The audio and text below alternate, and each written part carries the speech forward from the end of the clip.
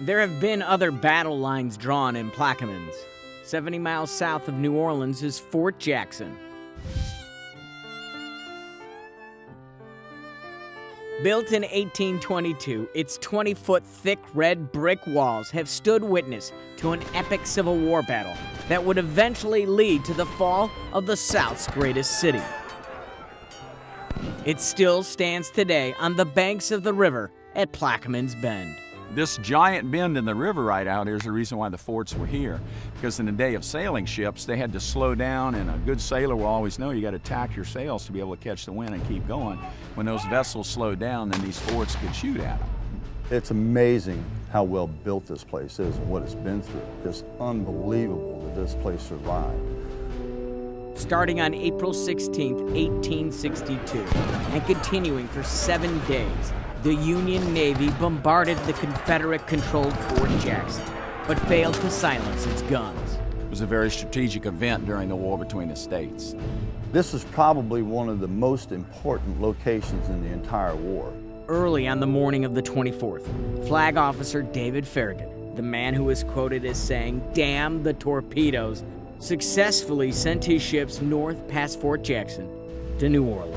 The Union fleet docked in downtown New Orleans near the French Quarter. They put a few soldiers aboard to take down the Confederate flags. This ensured that the river would be split in two. They had a base of operations, the Union did, to move up the river to New Orleans, and this just put the pincer in it and finished them off. But the ultimate result was the fall of New Orleans. The Battle of Fort Jackson is often referred to as the night the war was lost.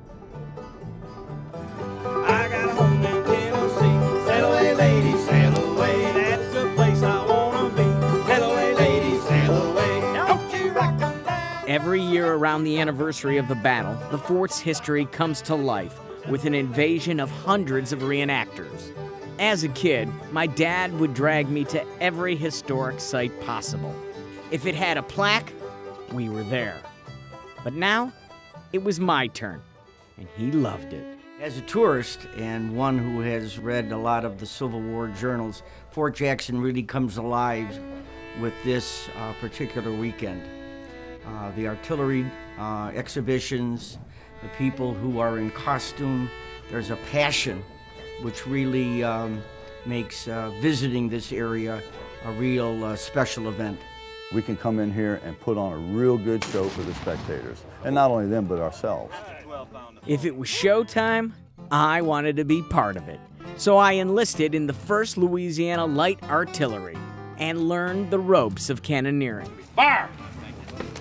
Like that? That's what you're gonna feel. All right. They're shooting our sweet little parrot, Roxanne. We're actually doing battery fire, simulating what it would have been during the war when they would have fought back and forth. That had cannons sitting out in the outriggers. And what you're seeing over here is actually the Union soldiers, and they're eventually going to come over and take over our area here. Not on my watch. Not with Roxanne. My superior officer was not impressed with my first fire. But in time, this soldier got in line.